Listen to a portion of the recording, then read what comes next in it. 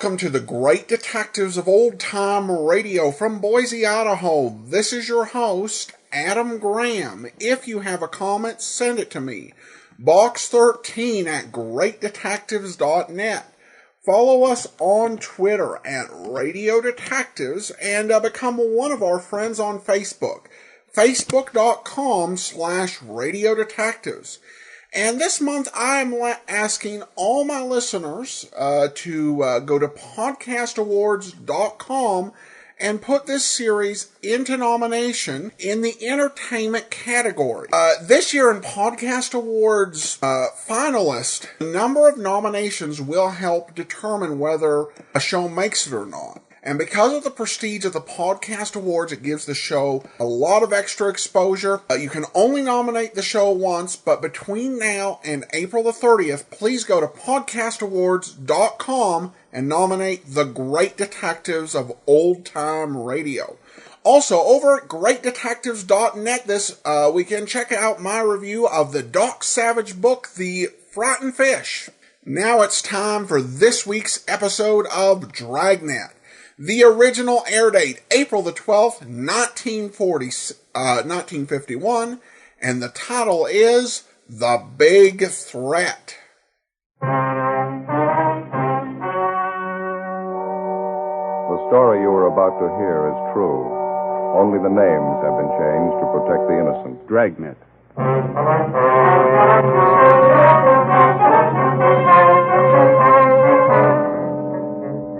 You're a detective sergeant.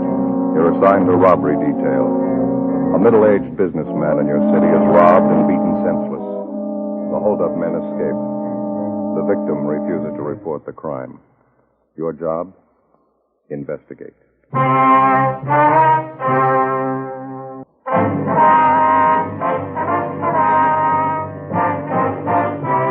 Dragnet, the documented drama of an actual crime. For the next 30 minutes, in cooperation with the Los Angeles Police Department, you will travel step by step on the side of the law through an actual case transcribed from official police files. From beginning to end, from crime to punishment, Dragnet is the story of your police force in action. It was Tuesday, October 8th. It was overcast in Los Angeles. We were working the day watch out of robbery detail. My partner's Ben Romero. The boss is Captain Didion. My name's Friday. It was 11:23 a.m. when we got to 700 South Hill Boulevard, the Butler Accordion Studios. What do you think? Oh, I don't know. It must be upstairs, I guess, huh? Oh, yeah, there it is. Main office, second floor. Yeah.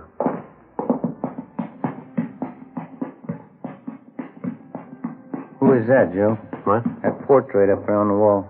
Oh, just a minute. Some printing underneath here. It's a nice painting. It says Damien, the father of the accordion, Vienna, 1829. What do you know about that?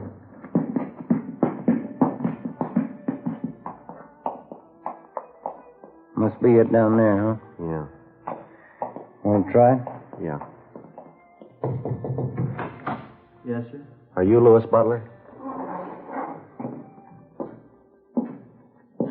Yeah, that's right. And can I help you? Police officers, Mr. Butler. I'd like to talk to you for a minute. Is your name Friday? Yes, sir, that's right. This is my partner, Sergeant Romero. How do you do? I'm sorry, Sergeant. I told you on the phone. I just don't want to talk about it. We'd appreciate it if we could have your cooperation. It's a pretty important matter. Well, I'm the only one concerned in it as far as I can see. I just as soon forget the whole thing. Besides, I got a pretty busy day ahead of me. Well, we'd like to straighten you out, Mr. Butler. It concerns a lot more people than just yourself. Now, we're not going to take much of your time, just a few questions, that's all. I told you on the phone, Sergeant. I don't want to talk about it. Can't you just forget about the whole thing? It's only going to take a few minutes, sir. All right. Come in if you want. Thank you. Thank you.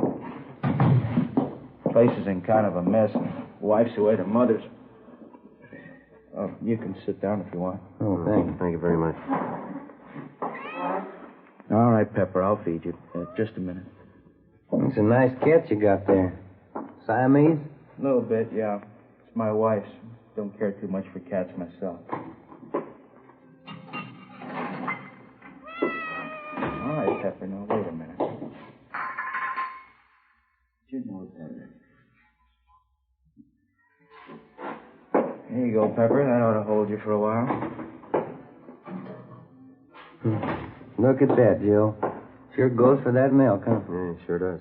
You're going to have to make it fast, Sergeant. I got an appointment for lunch downtown. All right, sir. I'd just like to have you elaborate on what Dr. Hart told us. Is he your family doctor, by the way? Yeah, that's right.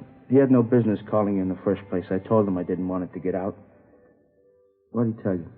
He said you came to him for treatment night before last, and you told him you had been beaten up and robbed. He treated you for cuts and bruises about the face and head. No, it was nothing. Didn't amount to anything. Well, was there actually a robbery, Mr. Butler?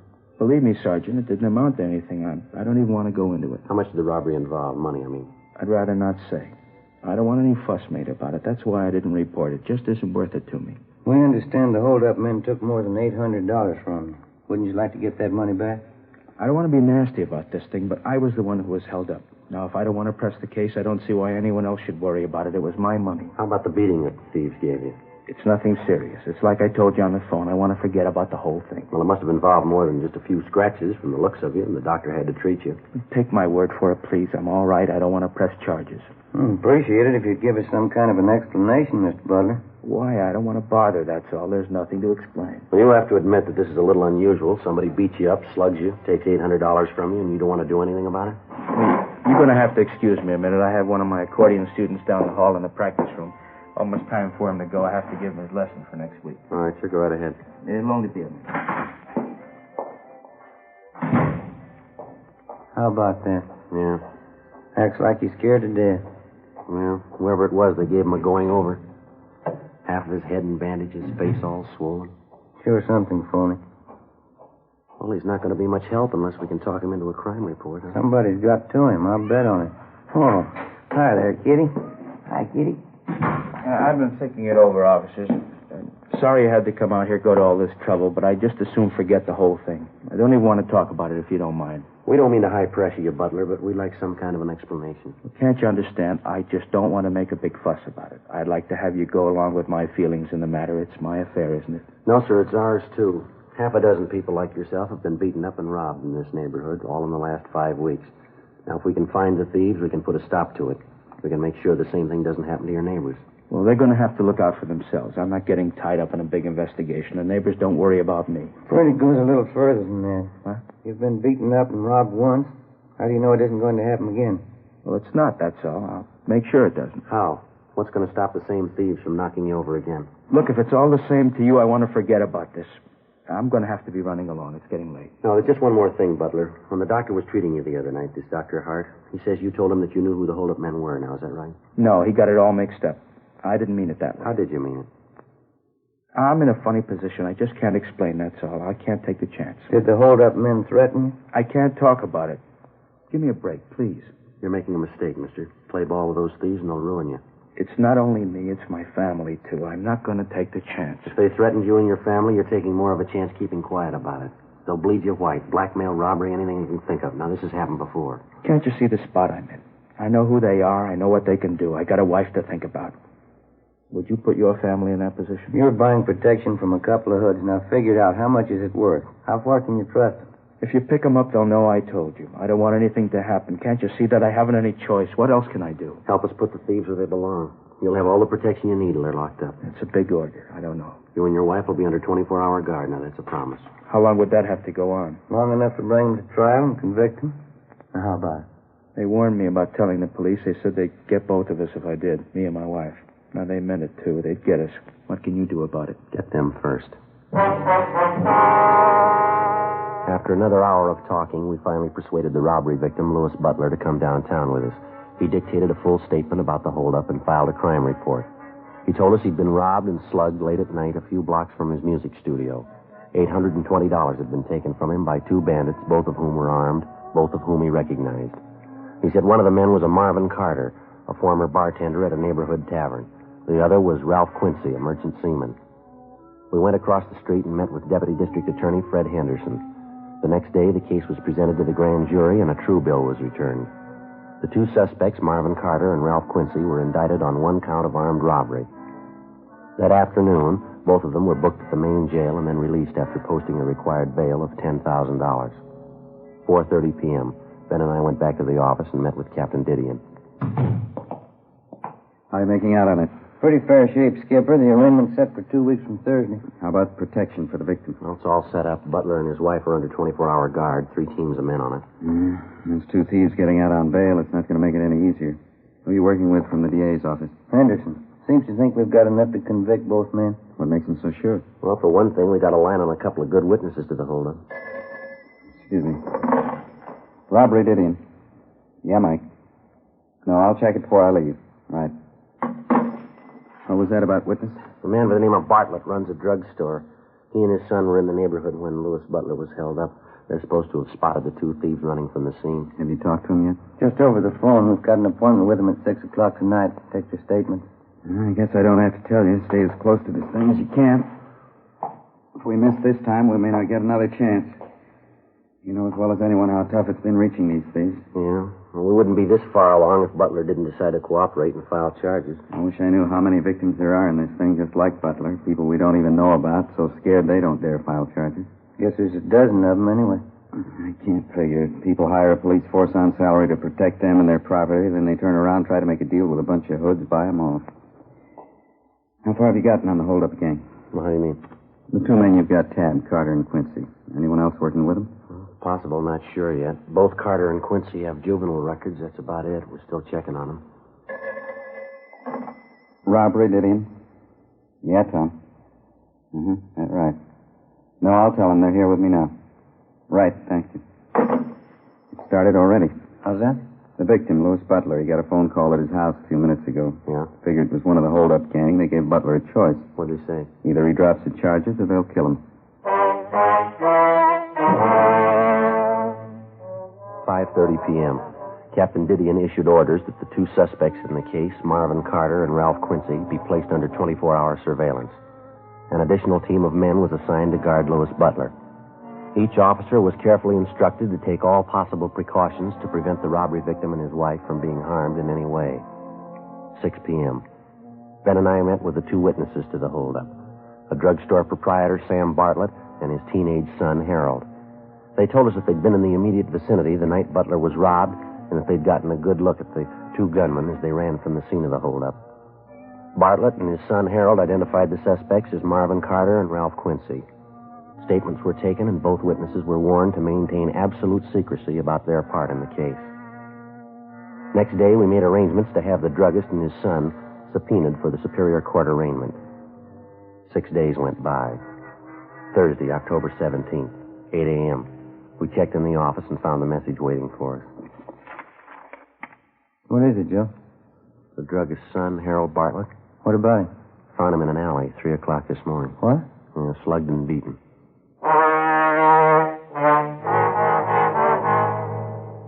Late that afternoon, Ben and I received permission from the doctors to visit briefly with our witness, 17-year-old Harold Bartlett. His injuries were painful but not critical. The beating he'd received was nothing less than brutal. His left forearm had been broken, and he'd been beaten viciously about the face and chest. He told us that he was on his way home from a neighborhood movie just before midnight when 2 men jumped him from behind on a deserted street. Well, I drove around some, maybe 5 or 10 minutes. Must have been at least 3 men in the car. Why do you say that? Well, there were 2 in the back seat with me. Somebody else had to be doing the driving. And it had to be a sedan or a club coupe. I guess so, yeah. After we drove around a while, he stopped the car and then they began slugging me. Didn't say a word the whole time, just started slugging me. I asked him why. They just kept slugging me. I see. At first, I think they were hitting me with their fists. It felt like something a lot harder. A piece of iron or metal or something. That's when I grabbed the cloth off of my face and I started to holler. What happened then? Oh, yes, nobody heard me. Nobody came anyway. One of the men swore at me and grabbed my arm. Hit it with something. Sure sore. They didn't say anything to you all this time? No, not till just before they pushed me out of the car. It seemed like I was at that car for hours. When they started to talk to you, Harry, what'd they say? It was about that robbery my father and me saw. The one you talked to us about last week. What'd they say about it? I said, maybe this will help you keep your mouth shut. Stay out of other people's business. They said that a couple of times. They said a lot more had happened to Dad and me if we went to the police. If we were witnesses at that trial. You remember if the men called each other by name? No, I don't. I don't remember anyway. Well, son, you remember when we talked to you and your father last week, we told you to say nothing about the case to anyone, didn't we? I remember, Sergeant. This is my fault. Well, did you tell other people that you were a witness in the case? Did you mention it in public? I guess I did, yeah. I didn't think it was that important. Guess I talked about it quite a bit. I'm sorry. It's my fault. That's all right, Harry. If you remember it from now on, it'll save a lot more trouble. I remember, Sergeant. Those two men last night scared me for a while. Guess most of it was talk, huh? How do you mean, sir? They were warning me about staying away from the cops. They said they'd kill me and my dad if we were witnesses. Mm-hmm. They were probably just trying to scare us, huh? They were fooling? Well, you had a sample last night, son. Yeah? Were they fooling?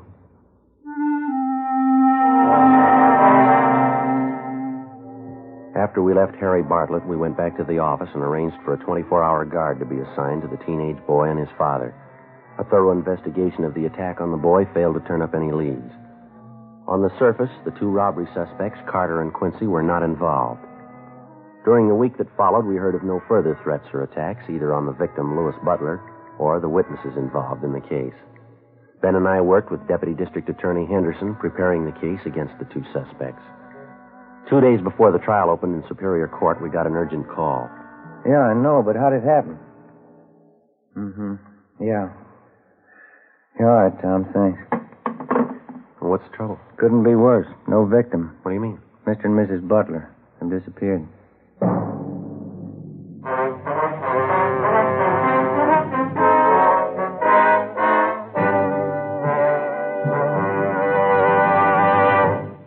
You are listening to Dragnet.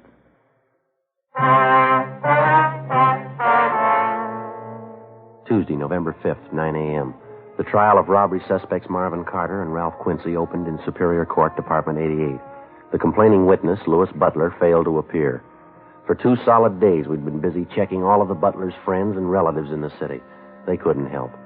Each time the Butlers had left their residence, they'd been under surveillance. We'd had an understanding with them that in the event that they were in their automobile, and for some reason the officers assigned to them lost them in traffic, the Butlers would immediately return to their home.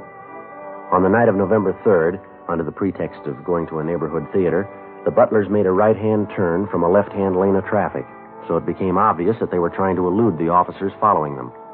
A check was made at their home as prearranged, and they failed to return. When they failed to appear for the trial, a bench warrant was issued by Superior Court for the missing couple. Deputy District Attorney Henderson asked the court to grant a delay in order to find the Butlers.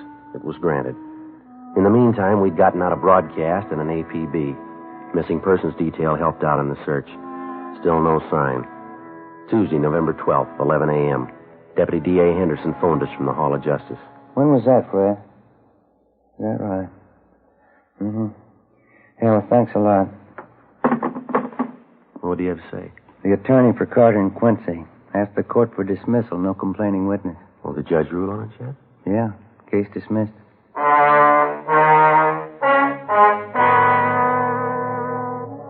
No matter how guilty the two men might have seemed, there was nothing further anyone could do.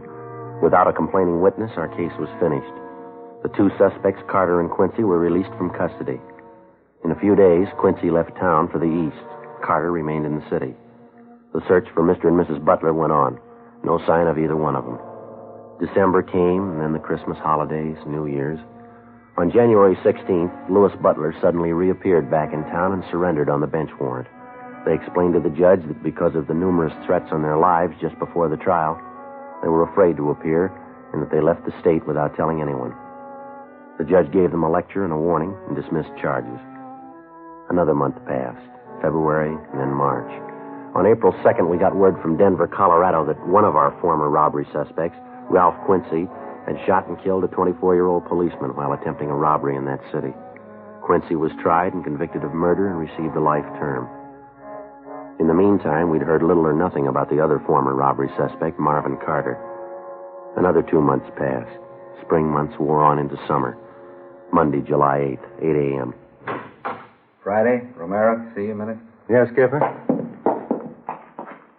You want to sit down? We got something for you. Yeah. A hold-up victim, man by the name of Sheridan, came in late last night, filed this crime report here. Have a look. Thank you. Let's see, Joe. You can notice there it happened in the same area where we had that rash of hold-ups last fall. Yeah, I see. Victim robbed and beaten. Suspects used the same approach, same M.O. Followed it right down the line. Yeah. Victim warned not to contact police. Bodily harm threatened if victim did so. How about the descriptions of the hold-up men here? The victim pretty sure about them? Gaffney handled the report. The victim said he got a good look at one of the thieves. Gaffney gave him a bunch of mugshots to look at. Yeah. Here's the one he picked out of the lot. Thanks. Have a look, Joe. Marvin Carter. As soon as the robbery report had come in, an immediate check had been made of Marvin Carter's last known address, an apartment in the West Pico district. The landlord revealed that the suspect had moved at least 2 months before. We got out a broadcast and an APB on him. Together with Sergeants Gonzalez and Henry, Ben and I started on a systematic check of all of Carter's known friends, relatives, and associates. After that, we started on the places he was known to frequent: hotels, bars, restaurants. No luck. 2 weeks went by. There were no further reports of robberies where the M.O. of the criminal matched that of Carter's. Tuesday, July 26, 2 p.m. We got a call from one of our informants, Bertie Simmons, who told us that he might have some information for us. He said it concerned Marvin Carter. He told us he'd meet us at MacArthur Park on the 6th Street side at 2:30 p.m. 2:50 p.m. You'll have to excuse me, Sergeant. Sorry I'm late. I had to move from that other place. Things haven't been going too good for me. That's all right, Bertie. What's the matter? No luck with the horses? Yeah, a lot of luck. It's all bad. If there's a pig in the race, I have to bet on him every time. Getting so I can't even pick him to show anymore. I don't know. What else is new with you, Bertie? No job yet? No, I'm still looking. Been down around some of the joints, South Main, Alameda, keeping an ear to the ground. Mm-hmm. Want to smoke? Yeah, thanks. Don't mind if I do. There you go. Light for you. What have you heard, Bertie? Anything that'll help? That Marvin Carter, you're still looking for him, aren't you? That's right. Any rumble? I heard it last night having a beer downtown. I knew you fellows were in a little bind on the thing. I always like to help you when you're in a bind. Well, what'd you hear, Bert? Carter's still in town, hiding out. Like I say, I always like to help you out when you need it. Mm-hmm. I know what it is to be in a bind. That's when you appreciate help most. I'm kind of in a bind right now. A little short, you know. A couple of dollars, Bert. That's all I have on me. Will that help you out any? Saved my life, Sergeant. Tell you the truth, I didn't know where dinner was coming from tonight. No need telling you. I appreciate it. What was this you heard about Carter? Still in town. There's a place down by Venice, near the beach. Mm-hmm. Carter's been seen there once, twice lately. It's a little seafood joint, beer and clams, down by the beach. Well, now, is that somebody's story, or is it the real thing, The Bert? real thing, Sergeant. You know me better than that. No phony leads from me. Where's Carter supposed to be staying down there, do you know? Well, I do and I don't, I guess. What do you mean? This mooch who told me about Carter last night, he didn't know the address, but he described the place Carter's supposed to be hiding out in. I know the joint he means. But you don't know the address. No, but I can point out the place he means. It's a shack right along the speedway down there, down by the beach. Mm-hmm. You want to run down there with us now? Sure, I'll point it out for you. I'm not going near it, though. Why do you say that? Don't want to mix with it, that's all. I got the word. What do you mean? Carter. Won't be an easy one to take. How do you know? He's got a gun. 2:55 p.m. Along with our informant, Bertie Simmons, Ben and I drove down to the beach town of Venice. Bertie pointed out a brown wooden frame cottage where Carter was supposed to be hiding out. While Bertie waited in the car, Ben and I checked it out. There was nobody at home, but there was plenty of evidence inside the cottage that Carter was living there. I went back down the street to where we'd parked our car. I kept an eye on the cottage while Ben got to a phone to call the office. Pretty down here, huh, Sergeant? Yeah, it's a nice day. I don't get out in the air enough. I think that's my trouble. Some of this good ocean air makes you feel like a million. Yeah. Did you notice the place where your partner went to phone down the street there? Yeah, what about it? You see the sign, beer and clams? Right over the door. Beer and clams? Yeah, mm-hmm. Best in the city, I know. I've been there. Only great. Good beer for a dime, fresh clams. Nothing better. You like clams? Yeah, they're all right once in a while. What am I going to do if you two have to wait here all night? Well, we'll get you back to town, Bert. We'll figure out something for you. Hi, Ben. Did you get a hold of the captain? Yeah. Marvin Carter was picked up downtown 20 minutes ago. What? Yeah, he's driving a rented car. Traffic unit picked him up. Will they tab him on his description? Not at first. Reason they noticed him was because he was double parked on a busy street, and they pulled him over and got a better look at him. I did it. Any trouble with him? None at all. Got him booked at Main Jail. Say, that's sure too bad, and What do you mean, Bert? it's your case, isn't it? How long you fellas been working on it? Just about a year, huh, Joe? Yeah, just about. Coming all this way for nothing. You're ready to make the pinch, and somebody else does it for you. Must be kind of disappointing, huh? All that time, all that work. Well, Carter's in jail. That's the main thing. Well, I guess we better drive back in, huh, Ben? Yeah. Say, just a minute, Sergeant. No use coming all this way for nothing. Wonder if you'd do me a favor. What's that, Bert? That sign down the street, What? the blue and white sign, beer and clam. Wonder if you could drop me off right in front. Beer and clam? Oh, yeah, Bert, all right. Sure nice of you. Just like I was saying. What's that? No use coming all this way for nothing.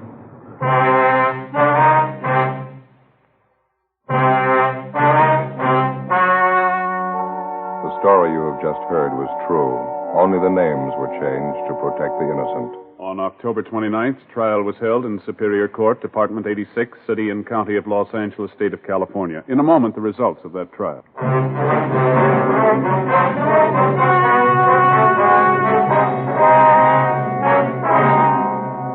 Marvin Lawrence Carter was tried and convicted on several counts of first-degree robbery and was sentenced to the state penitentiary where he is now serving his term. First-degree robbery is punishable by imprisonment from 5 years to life. Ladies and gentlemen, Miss Lyle Rooks, editor of Radio Television Mirror. The readers of Radio Television Mirror have chosen Dragnet, the favorite program of its type, for 1950. I am privileged to present the citation to you on behalf of the editors and readers of Radio Television Mirror throughout the nation. Thank you, Miss Rooks.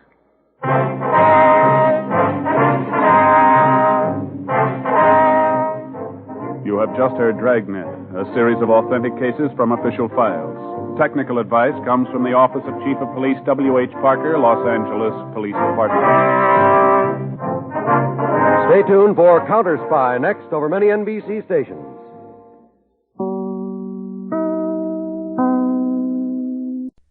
Today's commentary is brought to you by The Only Living Boy, a graphic novel series written by a longtime listener and award-winning comics creator David Gallagher, along with Steve Ellis.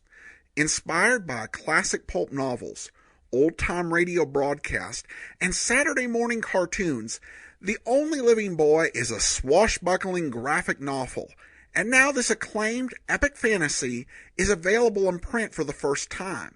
It tells the story of Eric, a runaway boy who awakens on a strange planet. He may be the last human alive, but he is not alone. Eric must team up with an insect princess and a mermaid warrior to defeat an evil dragon and a slew of dangerous creatures. Discover the graphic novel series called Magical by Pop Matters and Very Fun by IO9.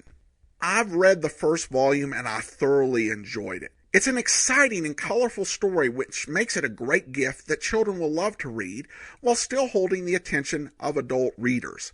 Volume 1 of The Only Living Boy is on sale in bookstores and wherever great graphic novels are sold on March 8th. Buy your copy today at olbcomic.com. Welcome back. Well, the victim, who was afraid to speak because of the threat, said that it only concerned him. Well, the police officer who was killed in the other city would probably disagree. It's really great to hear those awards notices on the show because it does remind you of how popular the show was back when it first aired. And it was a good story. And one thing you also will have to say about Dragnet is it is not afraid of anticlimax because it's being real to the lives of actual policemen. And sometimes they're not the one who makes the bust. And sometimes they end up talking to a down on his luck informant about clams while somebody else makes the bust. All right. Well, now we do turn to listener comments and feedback. And we have a couple of challenges to Dragnet's results.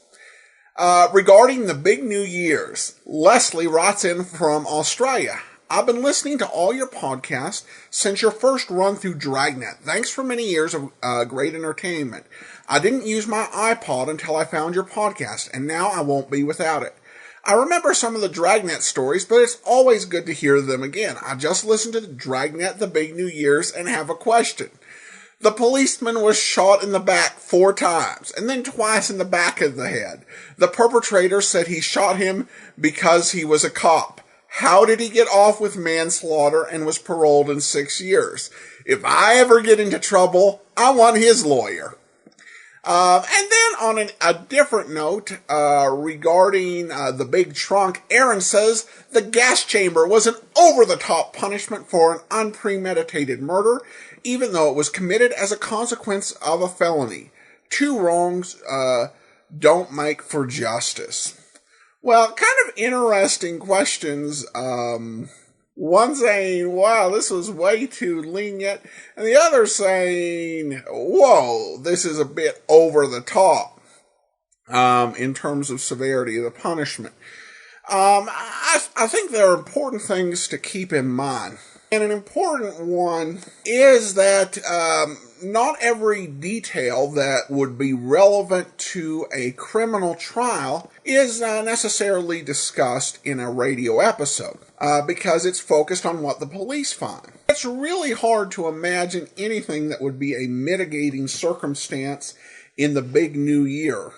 You can, however, imagine some circumstances that could make what happened in the big trunk an even more actionable offense. The severity of the killing is somewhat murderers. The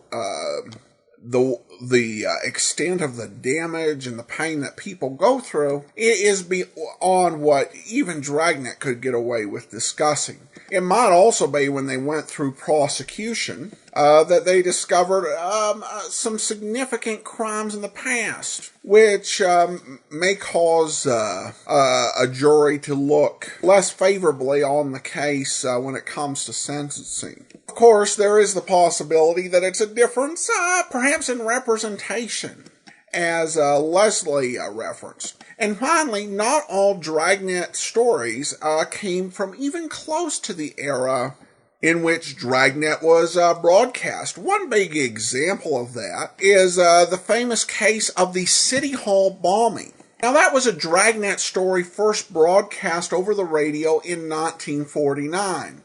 For Dragnet, but the story was actually used more than 15 years before as the incident was used for Call the Police. So when it comes to the fate of the criminal, you could be dealing with the law as it was in place, not in 1951, but you could be dealing with it as it was in 1928 or 1925. So there are a lot of variables, and the judicial system may have been too strict or too lenient based on how we perceive what the just thing to do was. So I hope I addressed a little bit of that disparity. All right, well, that will actually do it for today. Join us back here on Monday, The New Adventures of Michael Shane, and then next Saturday, Dragnet. Remember, please nominate our show at podcastawards.com. You can only nominate us once, and nominate any of your other favorite podcasts in other categories, but it's much appreciated. In the meantime, send your comments to box13@greatdetectives.net. Follow us on Twitter at Radio Detectives, and become one of